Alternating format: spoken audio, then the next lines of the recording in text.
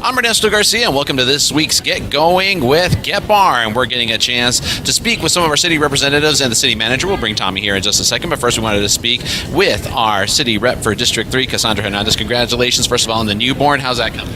Well, he's 5 months now, and so that makes us 5, so we have a big family, and that's why we're invested in our community. Let's talk about our community. You have a 5-month-old, and as we get started and you look ahead to the future, what kind of home do you envision him having here in El Paso? Well, you know, we live in the Lower Valley, so we see we have lots of pecan trees. We get to enjoy the privacy of our community, and I want to make sure that more neighborhoods are vibrant across the city.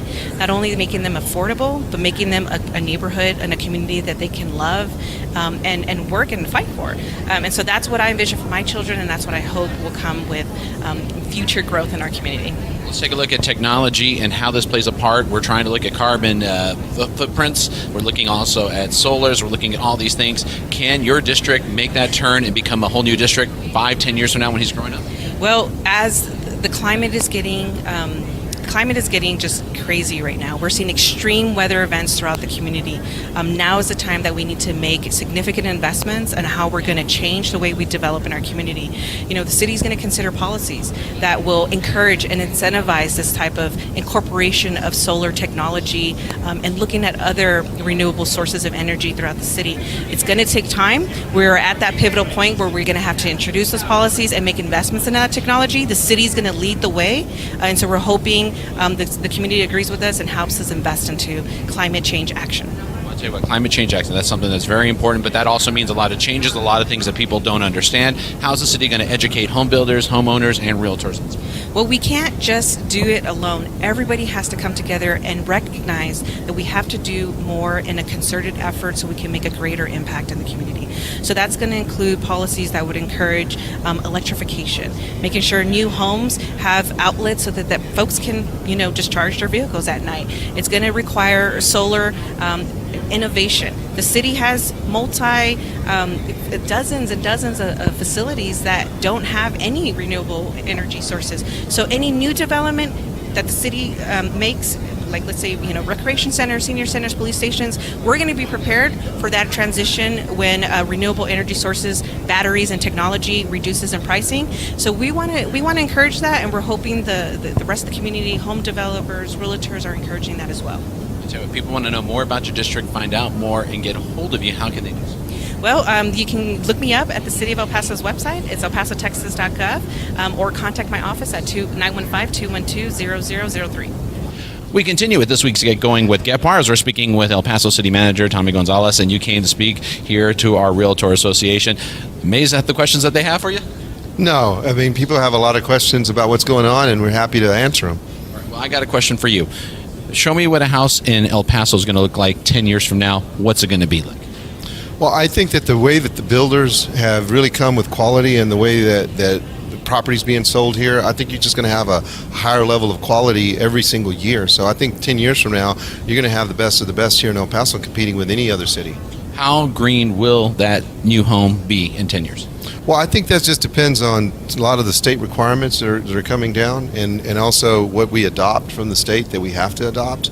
I think that there is a push to solarize facilities, whether that's homes or whether it's our street lights and just anything that's out there. So we're working on that, but I think that needs to be done with some common sense, and we don't need to hurt business.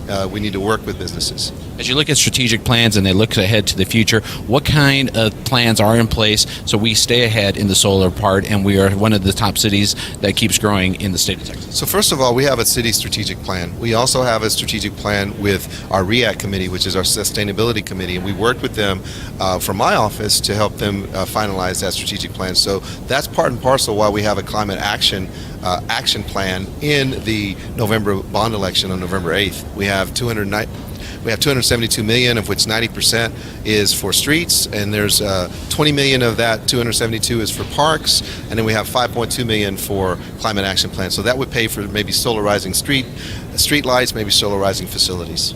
What do realtors need to do out there when they're talking to people about coming, as we still have a lot of people moving in from all of the places, California and other places? What is the message that you think they need to put out there to those people that are coming to our town? I think we have a great community. That's the first thing I would add. I would think that we're extremely affordable, and there's lots to do here. I mean, not only is the quality of life amazing, but we also have other things that we've added. When I say quality of life, that existed already, and that's the mountains, the trails. That's an amazing part that we can market. But then there's also other things that we're bringing to the table for our neighborhoods, for our families. Things like 50-meter pools, water parks, things like spray parks for young families that want to take their kids out and maybe take some tacos or some bologna and cheese and just have a picnic, and do what we did when we were little. I remember the bologna and cheese and Doritos was really good when I grew up. Remember that too? Yeah. Well, as we look ahead too, as well, and this is one of those things that I say, what are some of the things that we need to do to stay ahead of other cities in Texas, and what are some of the things that the city's doing? Well, we're competing with all the cities all the time, and the things we're doing is we have a plan that we're executing. We're benchmarking against other cities, not only on how we operate, but how we spend the money and how we allocate those dollars in terms of what we have. So as an example of how we're keeping up with other cities, the Beast of the East, that's probably the best facility of its kind in the state of Texas. I mean, that was the requirement that we asked our staff to go out and do the best, and we have the best now, and that's on the east side that was neglected for so many years. We also have great response times for fire, in terms of their ISO rating. That helps keep rates down. We've also worked on a flood mitigation plan in order to keep rates down for homeowners and the insurances that they have to pay on their homes. The Ambassador Series that he spoke at today is online on our Facebook fan page that we're recording this part for. And, of course, I just got to ask, what would you like to see in the future from the association and the city? Well, we have a great partnership, and I just want to see that continue. And if there's any questions that the partnership has that y'all have here at GEPAR, and we can do it together as a partner, we'd love to do it. So we're available to y'all whenever y'all need anything. Of course, we'll be stopping by with our Government Affairs Committee on September 6th. Looking forward to that. Thanks for joining us on this week's Get Going with GEPAR. We'll be back next week.